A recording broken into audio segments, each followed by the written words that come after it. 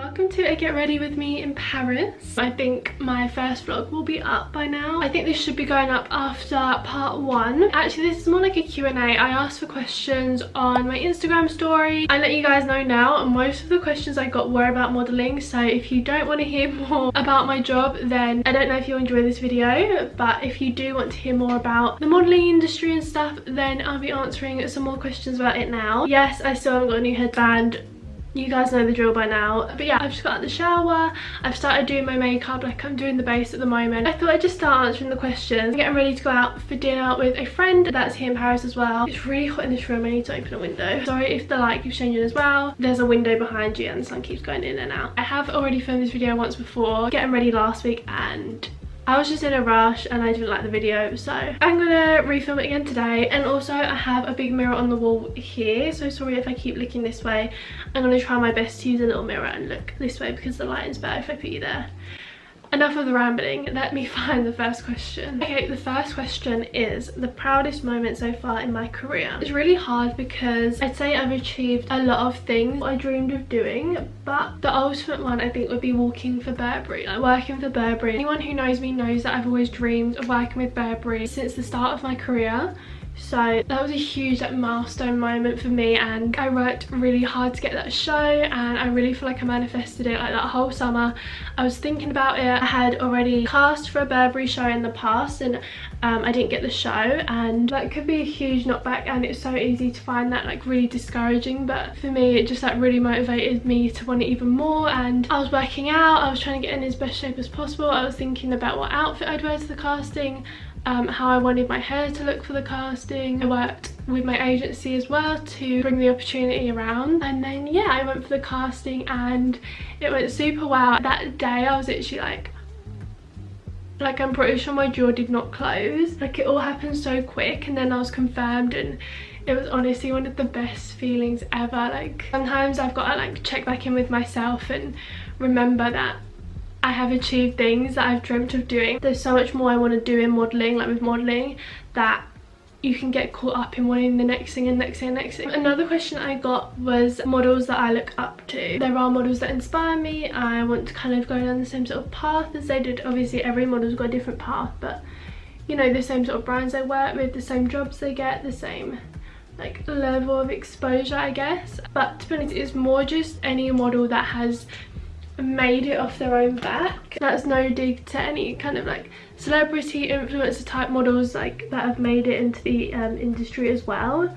It's just the models that inspire me more are the ones that came from like nothing. They truly new face, and they work really hard to get where they are, and like never gave up, and were really persistent and came back stronger from knockbacks and made a name for themselves just from being them, instead of because they're rich or because they're famous or because they're famous parents or their parents knew someone or they knew someone in the industry. Yeah, just models that rise up from nothing, I think inspire me the most. Someone asked how much work can you get in a month. It varies so much. No two models are the same, and it really depends on you as well and your situation or what type of modelling you're doing. For example, someone who's more commercial and does a lot of e-com could work 3-4 days a week every week, whereas like a more high fashion editorial model could have less work because there may just be less jobs available for them. Whereas e-com, they're always going to need e-com models, and they shoot that like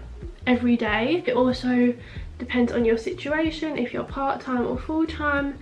If you're part-time, you're going to be working a lot less than someone who's full-time. You may be part-time because you're studying or you've got other commitments. It really varies. Some months you could have work every week, and some months you may have no work at all. It's one of the hard parts about being a model, is that you never know when you're going to be working.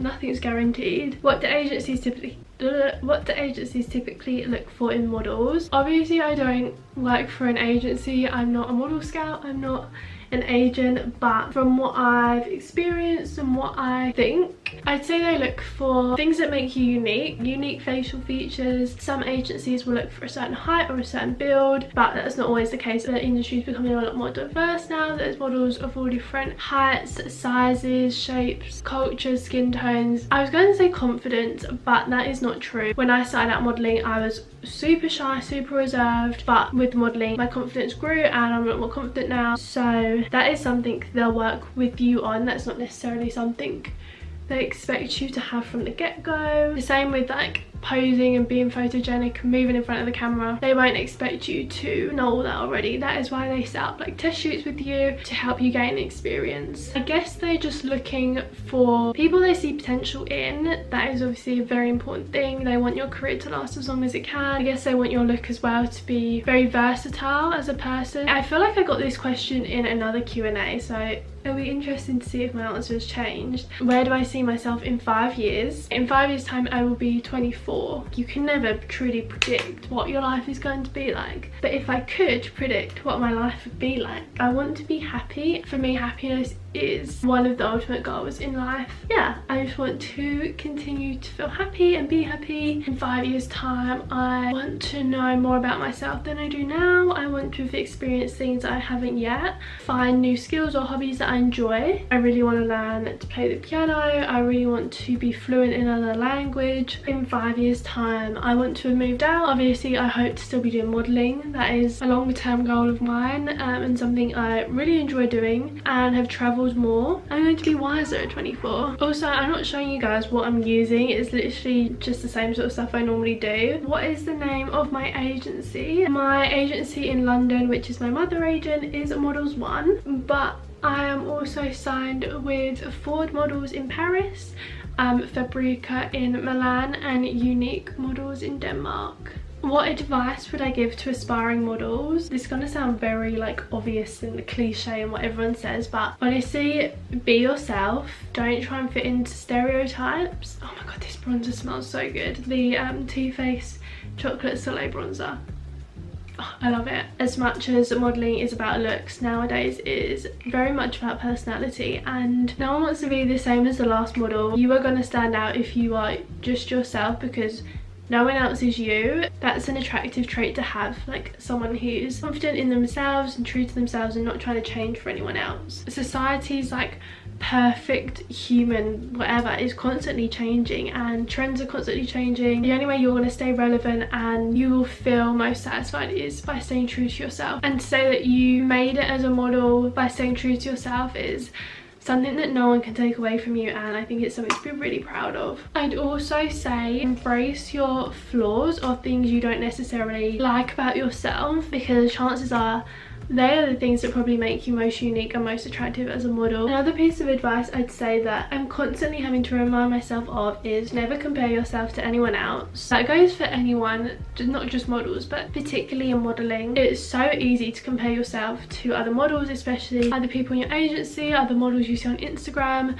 people you're friends with. They are not you. They do not look the same as you. You will get different opportunities to them. Everyone's journey is different. Everyone's career has peaks and troughs. Everyone's career is truly unique to them. There's just no point. You're just gonna beat yourself up over it and get really down, and if you can avoid feeling like that, then you should. Another piece of advice is not to take rejection personally, because that can seriously affect your mental health. You've got to keep your mental health in check. The industry is full of rejection, and for someone like me, when I started out, I was so used to hard work paying off, especially in school. Like, I'd work really hard and I'd see it through my grades, but when it comes to modelling, you can work so hard and you can feel like it's not paying off. At the end of the day, your career lies in a lot of other people's hands. It's so much easier like saying all these things, because I struggle with it too. I'm sure every model does. It can be the smallest things. You might be 5'11" and they decide to go for someone who's 5'10" because the gap between the jean and the shoe looks better on someone who's slightly shorter. It's literally stuff like that. You can't take anything personal in this industry. That is another big one. Someone and or a brand you would love to work with. Honestly, there's so many. The list is endless. I have a lot of aspirations as a model. To be slightly more realistic and to name a few, I'd love to work with Bottega, Chloe, Celine, Chanel. I'd love to work for Zara. I think their campaigns are always so cool. Obviously being in Vogue is like a major goal I'd love to achieve. Jacquemus, to walk a Jacquemus show would just be an absolute dream. And then obviously there are like certain people in the industry I'd love to work with. I'm not going to go into names, but like certain photographers and stylists, casting directors, creative directors. Let me know who you would love to work with as well. I'd love to know, like, even if you're not a model or not an aspiring model, I'd still find it really interesting. Like, you could model for any brand in the world. Let me know what it would be. Have I ever met any bitchy or rude models that I looked up to? To be honest, that stereotype of models isn't always true. Like, a lot of super famous models are really sweet and really down to earth, but yeah, I have heard of some models being a bit up their own bums because of their status, I guess. Like, we're all human, we should treat everyone else as humans as well. But I actually don't think I've met anyone like that I've looked up to. Most models I meet are super nice. Okay, I'm going to finish off my makeup now because I'm going to just do some mascara and brows, and then I'll answer the last question when I've chosen an outfit. And I'm ready. Sorry if you can hear the background noise, the washing machine's on. I'm wearing this green shirt from Zara, bag from Zara, oh my god, jeans from Zara, and my, can you see? My Nikes and necklaces. This one I got from Bershka. It says Leo in like diamantes, that's my star sign. And then the other one is Vivienne Westwood. So the last question I had to answer were my goals for 2021. Obviously we're halfway through the year already, which is mind-blowing. Like, how has the year gone so quick? But I never really wrote any goals down. I just made a vision board at the start of the year, which I keep in my room, and coming to Paris for work was on it. So I'd say my main goals this year were to get like fitter and healthier and focus on toning up more so then I could be more confident in how I look, which I'm doing.